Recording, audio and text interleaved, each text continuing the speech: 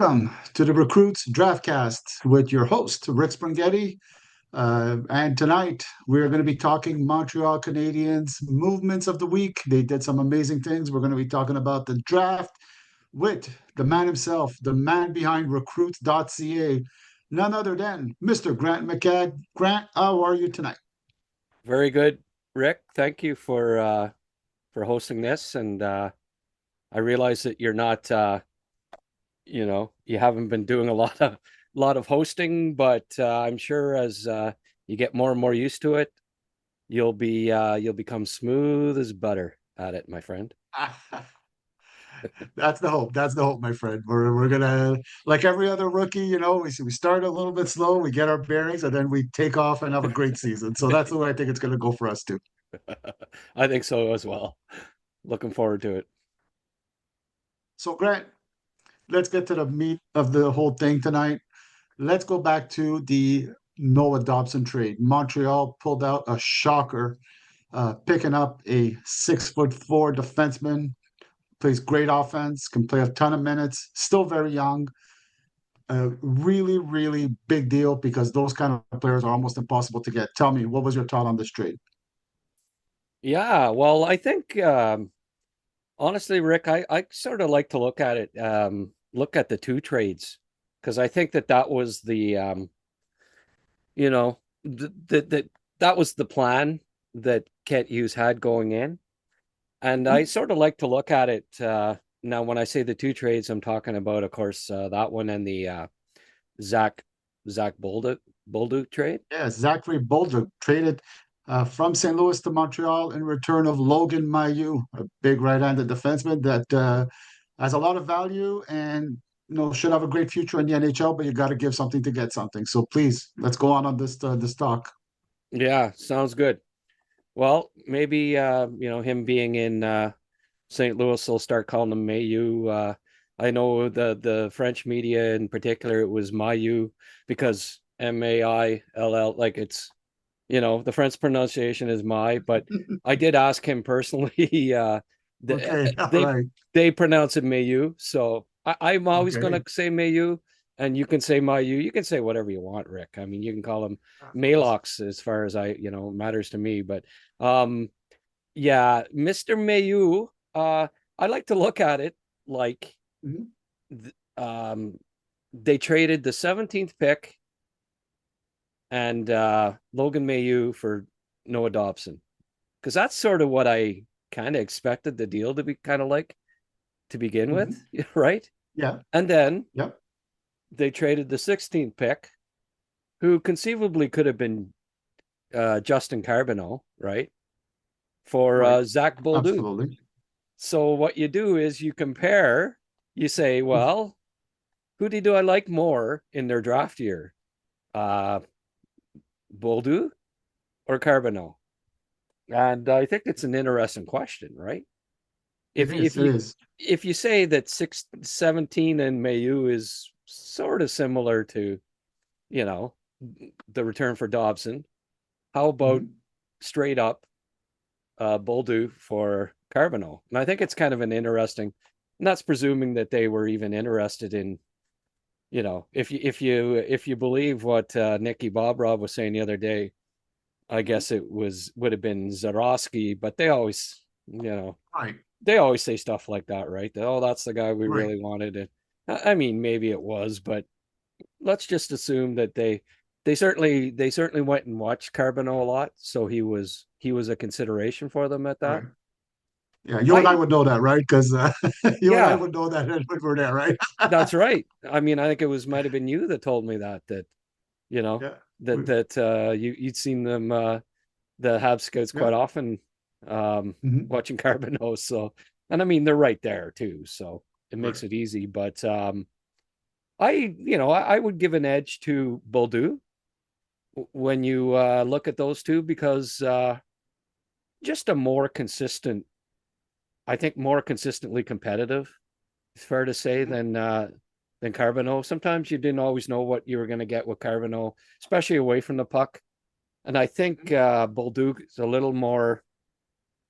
You're a little more assured of what you're getting there. I think the character questions aren't really there in any sense. And very similar goal scorers, both pretty speedy.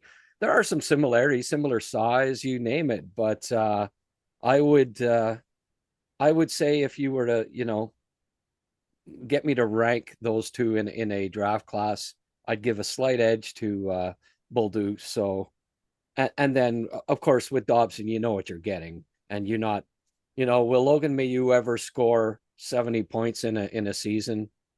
Like, maybe not. I don't know that he has that offensive upside, but I think he can certainly score 20 goals at the NHL level if he develops as St. Louis hopes he will. And he'll get better opportunity there as well, right? I mean, with Right. Montreal picking up Dobson, um, drafting Reinbacher, trading for Carrier, the writing was sort of on the wall for Mailloux, where, Right. where's the spot for him? I don't think they want to get rid of Carrier anytime soon. No, Presumably, like any team that contends for a cup or wants to contend for a cup, you got to have a veteran or two back there on the blue line. A absolutely. team, no team has won a Stanley Cup in the last ever. I don't think so, Right. without a veteran or two. Of And course. so I think all in all, the plan was to trade the two picks and Mayu in one form or another, get another piece up front, get a Dobson, and I mean, kudos to Canadians management team for pulling it off. What You would you think say between Bolduc and Carbonneau if you were to have to rank them in their drafts years? I Who would you give give the edge to? I give the slight edge to Bolduc, and two reasons to me that stood out. Bolduc in his junior hockey was at least an adequate defensive player, at least. Probably Right. even pretty good, I'd say. He played pretty well defensively. And the fact is that he played a lot of center in his formative years. And I kind of like that. I think it gives you a more global view of the game, makes you find openings a little bit better. Scorers are at a premium. And you always say to yourself, well, a guy who could put in the net, never have too many of those. But if you could mix up your offense just a little bit, if Bolduc could be more of a shooter, more of a scorer, with a little bit of passing ability, I think it becomes more of a threat because now we're looking at different options on that end. And what I really like about Bolduc is, and he's kind of alluded to it himself. Junior hockey wouldn't say he was a soft guy, but he played fairly physical, a little bit mix of finesse and a little bit of physicality. And he's tried to up that part of his game. And we've seen some hard hits from him now in the Yeah. past 2 to 3 years. Yeah. One of them, I think he just rocked the guy right out of the, right into the boards, into the bench at one point this year. So that is reassuring because now you're looking at a guy that maybe is a little bit better set for playoff hockey, which is what we're really judging. The best important thing we could do is I'll take a guy who's not quite as good during the regular season, but that shines during the playoffs over Right. the other way around. So Yeah. for me, I was not a Mayu, I should say, hater. Oh, I thought the guy has a future. Wasn't sure what it was yet because he wasn't in the NHL. To be very honest, when I saw the name Bolduc show up, I'm like, well, they're not going to get that much for Mayu. I mean, and then they did. So what a yeah. trade for Montreal. I think it's great. And but the one thing too, and this is something that I think it's a bit of a lesson for a lot of hockey fans. Not every trade has a winner and a loser. But Mayhew's going to give St. Louis what they need more of. And Montreal is going to pick up Bolduc and they're going to get something they really want out of him because they're in a position of strength the other way around. So both teams really got something they Right. really needed, and that's fine, right? There's nothing wrong with both teams getting what they want in a trade. You don't have to No. win the trade to be a good trade. No. And like I said at the time when the rumors were going flying around about Reinbacher for Dobson, well, you know, I didn't like that because I think in 2 or 3 years Reinbacher could be better than Dobson, Yeah, and I still think that. But Mayu, some similarities there with Dobson, I think, and Montreal was in a position they made the playoffs. You knew that this year they'd been saying it all along, and I think they were right that now is when they want to contend. and they weren't going to contend uh, replacing Savard with Mayu next year. I think Mayu is probably a year away from being an impactful NHL defenseman.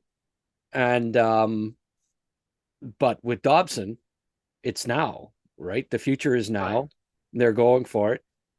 They they lost Armia and Heineman. I think they expect Kapanen to come in to replace one of those guys, but they still needed another guy to replace the other.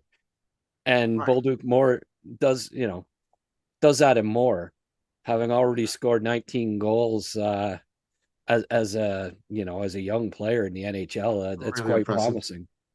Right. And I think also he gives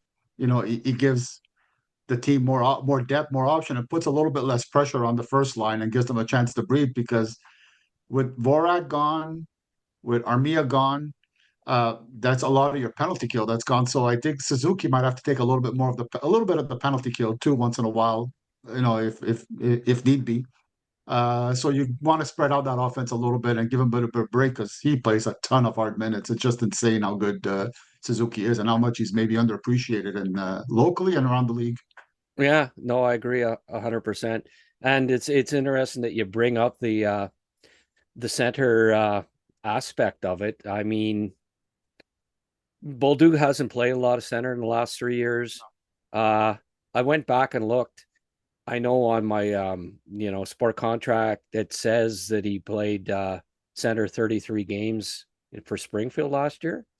But I Mhm. went back and had a look at maybe he was sort of, but he wasn't taking the draws.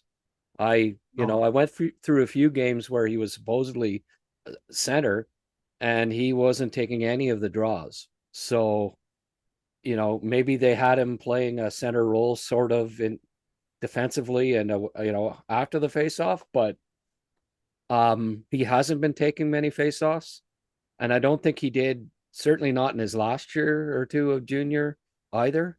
But up until then, I believe he was a center, right? Like in minor hockey and stuff. yes, yeah. Do I think that I? So I think that they ultimately are expecting him to play on the wing as opposed to trying to. I believe so. It's a big ask to bring a guy Yeah, in to play second line center that hasn't been taking draws. absolutely. And do you think, like right now, with the acquisition of Dobson, who, by the way, very important to mention, is still just getting into the prime of his career, barely. There's still some runway to get even better than he is right now. Is it safe to say Montreal might have the best defensive core in the NHL, young defensive core in the NHL for the next Yeah, 5 to 7 years? yeah, I think that that's fair, and I've heard some experts saying that, and I can't disagree with it. I also think they're under 26 core. Like I listed, I don't know if you saw the tweet that I put out listing Yeah, it's the top phenomenal. 20 under 26 players in the organization, and I mean it's It's crazy. outstanding.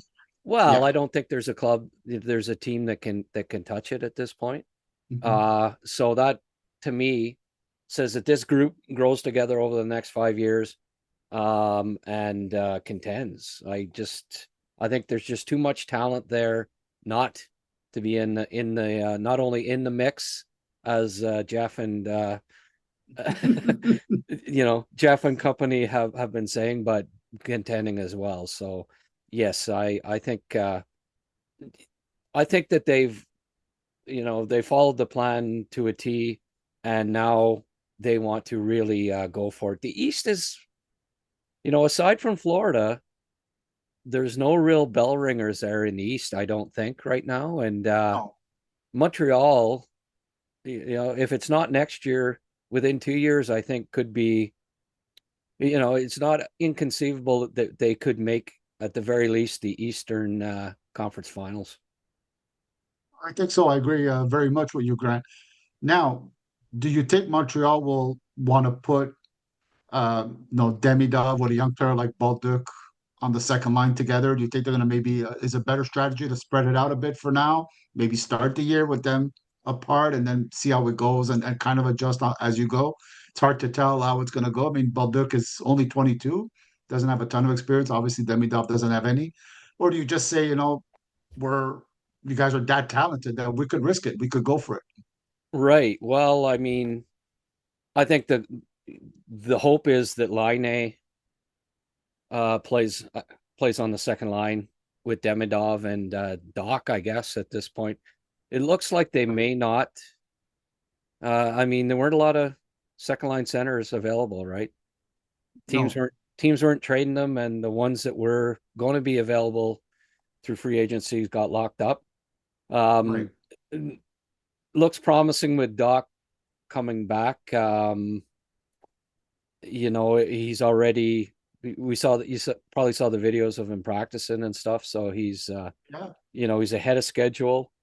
Uh, a line of Demidov, Doc, and Line A that holds a lot of promise. I mean, that's what, three top five picks, under the age of Yeah, that is, that 25. is. That like certainly on paper that they should be dynamite if Doc can bounce back. But I also think Kapanen's in the mix. I really liked what I saw from Kapanen this year, especially going back to Sweden and playing as well as he did, and then in the AHL playoffs, he's got a real edge to his game, and Mhm. I think that that's an underrated part of it. But there's also some offense there that I think he just needs time and get a little more comfortable with the time and space at the NHL level, because he's got the brain and he's got the skill and he's got the edge and size. Absolutely. I think they'll have New Hook, Doc, Kapanen, Beck will obviously get a good look too. And they hope that one of those four uh wins the second center. It might be by committee this year. It's hard to say exactly if they Right. don't trade for that. I'm starting to wonder if they will. I think they may be done with the big deals now. What are your thoughts on that? It always depends on what the decision will be with Mike Madison. And it's not to, I know I think people are unfair a bit with Mike Madison. We all know how valuable he is to the team. Is he going to be comfortable playing basically what is a third pairing role on the team? I don't know. It might be a situation where he might feel like, no, I'd like to have a bigger role, and there might not be one available for him. So he might be an option out there. But centers, as you said, are very, very hard to find right now. I don't know who's available that would make sense. I think in terms of cost to return, Doc might be the best option right now. Yeah, And the one thing is there was rumblings that, maybe Doc during the offseason last year maybe was not as ready to go as the Montreal Canadiens would have liked. I don't know if that's true, but maybe it is. And that's why I think at one point, I think yesterday during the press conference or today during this press conference, Ken Hughes says, we're still looking to upgrade our center position. That might have been a little challenge to everybody there, New Hook, uh, Doc, Kapanen, all of you. I'm letting you know that I'm still out there, but I might not be able to find somebody. Maybe you guys will be motivated this summer to really have a great, great summer, get really stronger, show up in shape, and especially please work on your face-off ability because yeah, that's going to be the biggest issue. I'm not really ready at all to give up on Doc. He's had a few years of bad luck. I don't think he'll ever be a top line center. I don't know if he was ever drafted to be a top line center. yeah, I think there was always questions about what he can do on an everyday basis, but I think he could be a very good option down the middle on the second line. So, considering what it's going to cost you to get someone, I'm comfortable giving Doc that opportunity again and say, listen, we need you. You're going to have a whole summer to work out. Get that knee strong. Get your face-off skills just a little bit up, and they could go with that. yeah. And we'll see what happens. The lineup will never stay the same from the start of the year till the end of the year. Just because Montreal's going to start this way doesn't mean by December something else would happen, right? Well, Team didn't have Carrier for most of the year, and boy, when they picked him up, the things changed for that decor. something like that could happen again. The right guy could become available. You're right. Well, like, they may go into the season and say, okay, somebody step up and get it. And if they don't, then make the trade during the season. I agree 100%. It's funny. I watched Craig Conroy's press conference today, and he was saying, like, you didn't pick up more guys? Well, it's a message to the young players in our organization that too, that they'll look and say, hey, they didn't get anybody. Maybe that will motivate them to work a little harder, because there's opportunity for them to take a place, right? Well, Yeah, it could be the same thing for Montreal, like absolutely. Kapanen and Beck and Newhook and Doc are saying, oh, okay, I still have a I still have a reasonable shot at winning that second line center spot. Mhm. I'm gonna train the hardest I've ever trained in my life, and I'm gonna win that spot in training camp with the Canadians. So I kind of think that maybe they looked at the options and, yeah, we'd like to get the second line center, but Bennett signed and this guy got traded and that guy signed, and it just didn't line up that way. Right. But they got the piece in Dobson, so they could turn around and they could trade Mayu and get Bolduc. So they got another young top nine piece for now. But yeah, I don't think Bolduc. He was what he played fourth line minutes in. Uh, it's fair to say most of the year. I think he averaged like 13 minutes. He Did he was only not? averaging 13 minutes. Yes, he was playing on the third line. So there wasn't a whole lot of time on the ice for Bolduc, and I think he only started playing a little bit of power play time with like 20 games left in the season. So his power play opportunities were not major for Right. most of the year, I don't think. Is there uh is there a list up there? Is there am I I showing is the screen sharing Yeah, showing the screen sharing is on. okay, is it showing the points per game? No, No? it's not. It's just showing the Zoom thing. Okay. I sorry guys, I gotta get this. I'm a neophyte at this, and I don't really just a second here. I had something to show, and is it showing it now? No, Oh, I'm sorry, it's not showing right. okay. Well, anyway, I'll just list the I put this up earlier, goals per minutes in 24-25. Kucherov Mhm. 1.34, Bolduc 1.24, Crosby 1.22, Rantanen 1.10, Suzuki 1.09, McKinnon 1.07, Eichel 1.06, McDavid 1.05, Marner 0.94. So, Wow. you know, maybe with Unreal. more opportunity, Bolduc Wow. can score 30 plus goals, right? But it might be a little Unbelievable. early. It might be a little early for that. And obviously, you know, several of those were on the power play.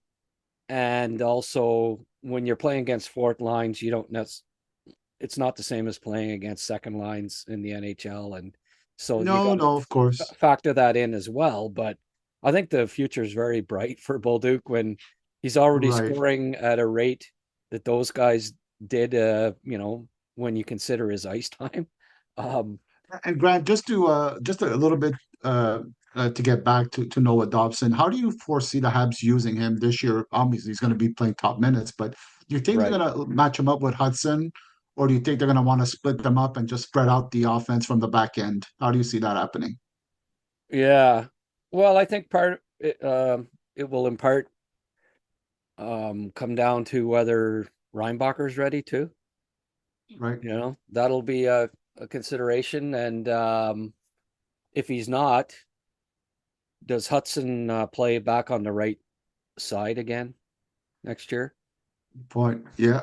Well, Like, a little bit too optimistic on my end there. I was expecting right away Reinbacher will be ready, but you're right. It might need a little bit more seasoning well, to be who he is. Yeah. yeah, but even if he's not, if he is ready, I think Gooley, for me, Gooley and Dobson just seems like a natural pairing. Right. you know. Dobson's not, he can have hiccups in his own zone. Like I Right. wouldn't call him a great defensive defenseman. Gooley is a damn good defensive defenseman. Yep. So I think that they might be a pairing. Yeah. Now it depends again. If Reinbacher comes in and plays, they could put Reinbacher and Hudson together. Maybe lower lanes ice time. I think they might probably want to do that this year because Okay. now they have Dobson. They can they have another guy that can munch minutes, and Yeah. then you have Carrier and Matheson, and they're playing the same amount of minutes as Reinbacher and Hudson. You know what I mean? So Right. there's no real Yeah. third pairing. You keep Matheson a little happier because he's not really, third pairing. It's kind of like three first pairings or three second, however you want to look at it, Makes right? sense. And have those as your three pairings, and then you got Jackeye and Struble as the Oh, 7-8, incredible. which would be a bit crazy. I mean, because Reinbacher missed most of last year, I think that they may not want to. They may want to give him a little more seasoning in the AHL. That makes sense. Um, and if that's the case, then Hudson probably plays on the right. Then Struble or Jackeye are in, and they both deserve to be playing, right? Of They're both course. NHL defensemen, so then you don't have two guys sitting out that really shouldn't be sitting. Neither of them, they're still young and still developing, and I'd hate to see both of them sitting out and not playing hardly at all. So and neither of them I don't think could go down without having to go through waivers, right? So Right. uh there's some question marks there for sure, Rick. Yeah. And it's all pleasant because there's going to be great competition, and it'll be fun to see just how things transpire. Training camp will actually be important this year. Guys better show Yeah. up and ready to go, right? And poor Adam Oh, Ekstrom is waiting there saying, guys, I'm still here too, right? It's incredible. The embarrassment of riches Montreal have. yeah. And, Well, there may not be a future for all of them, but some team is going to acquire maybe an Ekstrom or maybe a Struble and be so pleasantly surprised at what they're yeah. going to get in return, really. And I've loved Marty St. Louis' approach to training camp too. One of the things about Claude that bothered me was that he basically had the lineup set and even lines set before they ever stepped on the ice for training camp. Right. He would start Absolutely. day one with lines that were the same lines that started the season. Like Alex Semin was on the first line from the day one of training camp, and then the first game, even though he looked like crap, he was on the first line to start the, you know what I mean, to start the regular season because Absolutely. I can remember those years. that's what Claude wrote on the chalkboard, right? Oh, these are going to be the Yeah. lines, and nobody wins a spot. None of the kids win a spot. It's all these journeymen that Bergevin brought in. They're all going to be in the lineup, and none of the rookies uh, get to start the season in Montreal. It just seemed like that was the recipe year in year out, and it was the wrong approach as far as I'm concerned. Marty lets people win spots. He doesn't map the lineup before training camp starts, and I really like that approach. That's great. That's so true. And again, I think it's nobody's given a spot, but everybody has a chance to win a spot, and that's the way it should be. And there's a reason for it. So as we look into the lineup, who do you think from Laval as the best shot? You mentioned Kapanen. I don't know if we consider him fully Laval just because he played almost as many games in Montreal. Is a Beck or a Florian Jacki, are they in the mix? Is Florian Jacki considered in the mix at this point, you think? Well, I just finished saying that Marty, you know, will give a spot to somebody who's earned it. So I guess it'd be disingenuous for me to turn around and say no, these guys can't. If they have anybody has a outstanding training camp, I think they can win a spot, right? Like Right, absolutely. Armia, Dvorak, Heineman, and Pizzetta are gone, so there's a spot. There's a spot there, right? Mhm. There's still a spot, Absolutely. even if it's not in the top 12 to start the season. There's a spot, in the 13 or 14. Presumably, they're going to have 8 defensemen and 13 forwards, I guess. If like Struble and Jacky, neither of those guys are going to be sent to the farm because they'll be picked up on waivers. So, um, yeah, I think there's at least one spot available there. Beck, like I think Kapanen's got a spot. I'd be surprised if he doesn't start the season with the Canadians. He's got a year experience on Beck, right? A lot more pro experience. He's the guy that makes sense that he'll win a spot. But yeah, Beck, Davidson, Tuck, Jack Eye will all get long looks at camp, and hopefully one of them really steps up. So we don't have a whole lot of time, but so I really would like to segue a little bit into the draft, Grant. I know that's your bread and butter. That's what you're known for, man. It's the draft. It's the draft guide, the fantastic draft guide that I read through over and over again and really got the information I needed. So Montreal draft Zorowski, second round, fantastic talent. Just give me a quick scouting report on him, Grant, if you don't mind, for people that are watching on this. Yeah, uh, he's it's funny, like the Canadians the last 2 years, uh, like Hage, he's a lot like Hage. Like there's a lot of similarities there. Right. Skinny kids, great stick handlers, tons of skill, uh, creative, good playmaker, see the ice well, need to put on 25, 30 pounds, need to improve their defensive play, get stronger.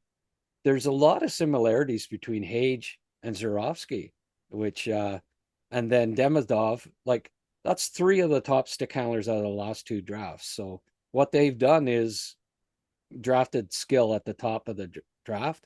And I mean, I wanted a Prokhorov, but hey, you can't argue with like there's no denying that if Zurovsky develops the other parts of his game and puts on the requisite weight, that he has top six upside.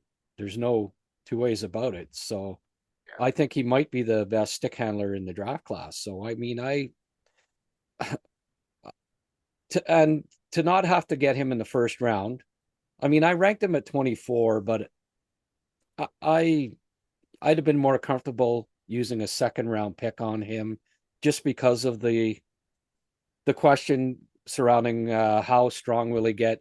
Like I had an NHL scout say he looks like he's 12 years old. Like they were at the Russian combine there, said he's a real skinny kid and he looks like he's about 12. So Wow. there's some growing to do there, right? And I think that's why he didn't go in the first round. Certainly based on talent, he's a first rounder all day. But you know, there's some projecting to do there, and also the Russian factor. When's he coming over? How much development? How much say are you going to have in his development and all that stuff? So, um, I'm glad they moved up to pick him.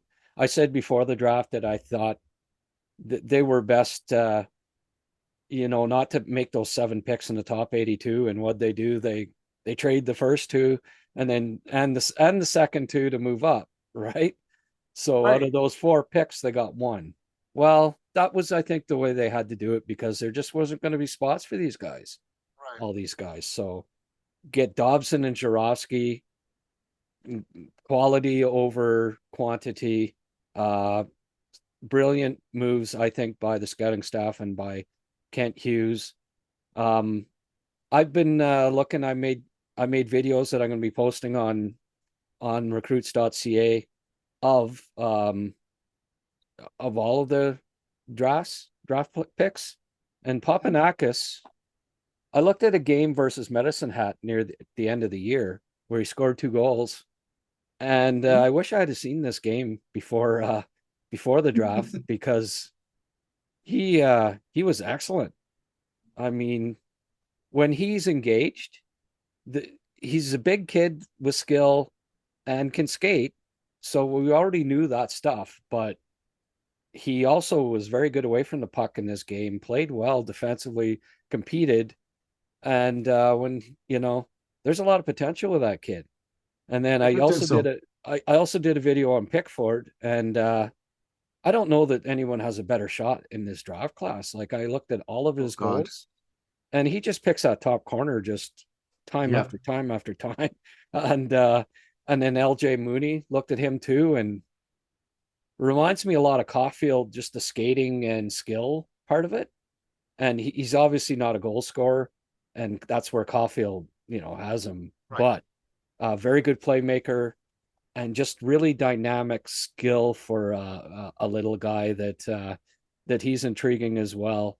Uh, anyway, there's going to be some really nice reports on Great. Oh man, recruits.ca that we you can all look look at. forward to it. We all really look forward to it. They're so well done. And just quickly for Papanekis, I mean, I've seen games of him in January where I thought he had a really good month of January and he played really well. I liked this game.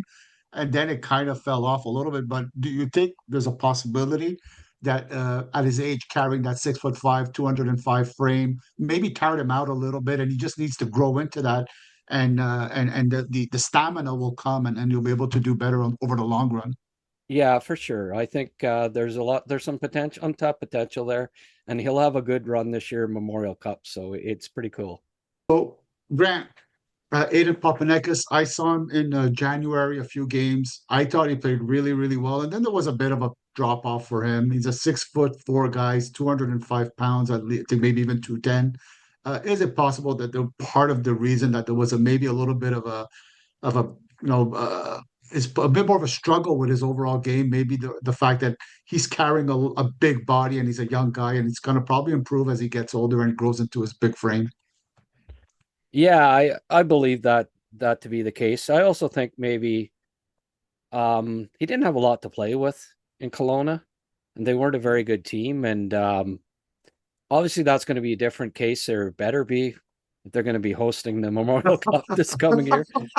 Uh, Presumably, Aginla will be back and be healthy.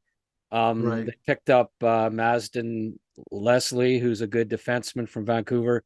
And I Yes. noticed, I guess they got Carson Wetch as well from, uh, is it Red Deer?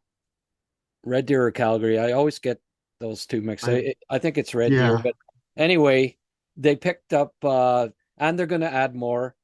And they've also got some good young talent coming in, like young picks and stuff. But I mean, a top line of if Papanakis sends up centering Aginla and Wetch on the top line, you're gonna see Jeez. you're gonna see a real jump in his production because he didn't play with productive players last year. So Yeah.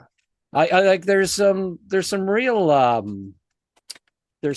oh we got a little bit of craziness going on here. uh, Whenever somebody comes home, the dogs just start barking. But Oh yeah. anyway, yeah. So there's some real. I think we're going to see a jump in his production.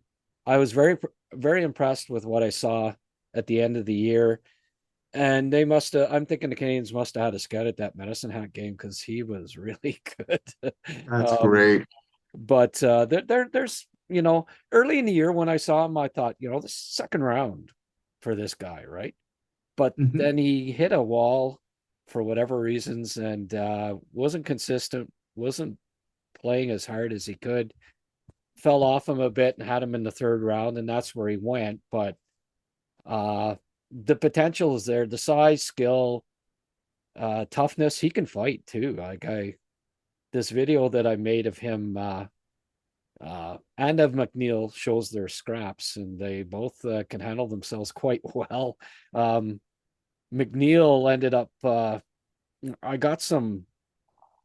I asked Bob McKenzie about McNeil because his son is the GM, of Oh Kitchener. yeah. He sees them all the Oh time. yes. And he gave me a really good report that's going to be in my in recruits draft guide for anybody, not draft guide on the website for anybody that's a subscriber or that is going to subscribe to the coverage that I'm posting here post draft. Really nice write up from Bob on McNeil, who fought Bolton, who might be the toughest guy in the OHL, and handled himself quite well against him. He's a lefty. He can throw him. It's kind of like a lesser version of Owen Protz, I find, but maybe a little Wow. bit better scrapper. Um, so they added some interesting pieces. You know, Thorpe can scrap, Papanakis can scrap. You know, two Western League big boys that are going to come in there. Jack I can scrap. You know, Tuck tried to scrap, and he probably had to take a few more lessons, but I think he can handle himself too. So they're drafting these guys for the bottom lines that have some sandpaper and that can handle themselves. And may the best men win down the road. I really like how they're approaching things, and it's really you know, I think that they're going about it the right way. Draft skill with the high picks, draft size and toughness with the mid round picks. Hope they turn out, and you get a good mix and balance in the lineup down the road. I just wanted to look back at the draft globally. Uh, is there a team that maybe stood out as having done picks that you really, really agreed with, and maybe a team or two that took picks that maybe you would not have gone with? Is there any team you want to talk about right now? Oh, I was prepared to talk about the Habs um, more so. I didn't really prep anything on that. So thanks there, Rick. Appreciate it. Keeping you on your toes, my friend. um, well, I mean, I loved what the Islanders did. They picked four guys that I had in my top 13. So that's the first time and probably be the last time anyone ever does that. So I can't complain. I can't complain about their draft. You know, is there one that's been close? Ottawa with Stutzla, Sanderson, I had 2, 3, and Greg 17. That was, you know, but it still wasn't four guys in the top 13, Oh, you know, incredible. including the number one guy on my list. So um I think that they just like with the you know, you were talking about teams, both teams winning when it came to the St. Louis Montreal deal. I think the same can be said for the Islanders. Um they Darsh came in there and said, okay, we're not likely going to contend for we need to retool, rebuild here to a certain extent, um, and did an amazing job of getting talent that 3 or 4 years down the road will really pay off for them. So I like how that I like how Darsh went about it, even if you wonder about um, trading Dobson, such a talented defenseman. But I get it; they're bringing in Schaefer, and he's going to be their go-to guy, and probably very soon. So um, I like what they did. I liked what Nashville did. I thought Nashville picked up some really nice pieces. There were several clubs. Philadelphia, as we were discussing there on Right. you know with Rocco. I mean, hey, they got huge in a hurry, and Tocchet won't dislike that whatsoever. Um, there are other teams, and off the top of my head right now, again, I didn't, you know, I didn't really prep for that question, and I should have. But those are three examples, Rick, of All teams right. that I thought really benefited from the draft, and Pittsburgh, you know, I thought they might have picked guys a little high in a couple of instances, but I certainly understood why they took Kindle. I think he has second line center upside, And there are teams that had him ranked in the top 12. Obviously, one for sure, but more than one. Yeah, Um, and I know a scout personally who had him top 10. So, you know, was it a surprise for independent scouts like us? Yeah, a little bit, but was it a shock or was it wrong?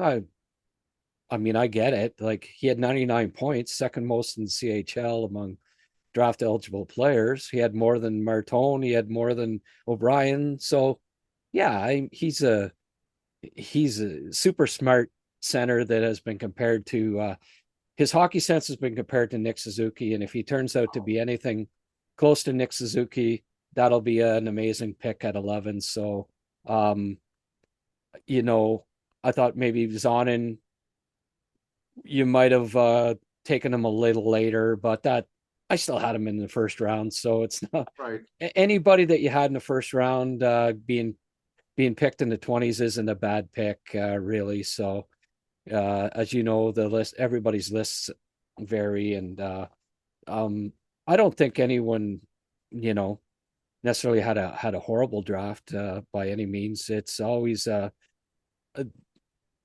the teams that had a lot of high picks did well, and the teams that didn't pick, didn't do that well. And surprise, Right. surprise, right?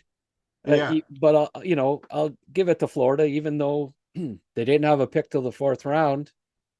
That first pick that they made, Mr. Mads Clevo, um, to me, he was a top 40 guy. So, hey, that's a great not pick then. not bad, not bad Not at all. when your first pick is what could be end up being a top 40 guy. Reminds me a little bit of Emil Heineman, and who did they pick uh, back in the day in Florida? Emil. So if he can turn out to be as good as Emil Heineman, uh, that's not a bad pick in the fourth round. So That's awesome. yeah, Good stuff. So Grant, as we go towards the end of this, we just had the draft. We just had uh, free agent frenzy, and both things are known for one guy and one guy only, Bob McKenzie. Bob McKenzie announces his retirement today. I know you know he meant a lot to you, so please talk to me about Bob McKenzie, if you will. yeah, yeah. I brought him up a little earlier there because uh, he's been on my mind today a lot. Right. He let me know a couple days ago that he was going to be retiring, fully retiring, as he told me today, and it's sad. I had tears in my eyes when I was watching the tribute to him there at the end. Um, it was just like, you know, 15 years ago, you think you don't think that this day is ever coming. Like he's the mentor, he's the draft guy. I got into scouting a lot in large part and covering the draft because of Bob starting up the draft guide in the Hockey News draft preview back in the day when he was the editor in chief of the Hockey News. He started he's the one that put out the first ever draft guide of any description. Um, you know, we've come a long way from those days when that was the only thing that you had Really? that of any when the draft preview came out, that was it. That was the Yeah. first of its kind. That was the only thing you had, the only guide you had to how the draft may go. Because before that, it was all just a guessing game. You'd read the Gazette article, Red Fisher, talk to a couple people, and you'd get a couple of names here and there. But really, and you didn't. There was hardly any TV coverage at the time. You saw a bit of the Memorial Cup, and that was about it.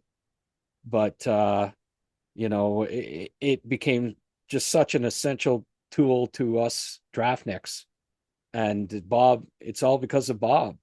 And when I after I Pierre Gauthier took over as Montreal's GM, and he didn't renew my part-time scouting position, I got in touch with Bob.